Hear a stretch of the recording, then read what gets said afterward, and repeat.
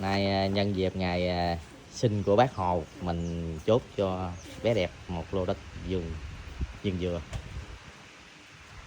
Đó. Này ngay vườn dừa luôn nha mọi người. Nhà vườn rất là đẹp luôn. Đó. Về mà làm trang trại bồ câu chim chóc luôn.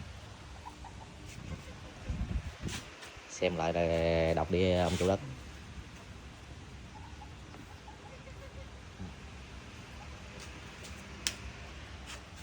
Đây. Một mảnh đất vườn dừa siêu đẹp luôn, đang cho trái. Đó. Anh chị mình cần quan tâm đến những mảnh đất vườn dừa thì cứ liên hệ cho em. Vườn dừa rất đẹp luôn ha, có ao cá luôn.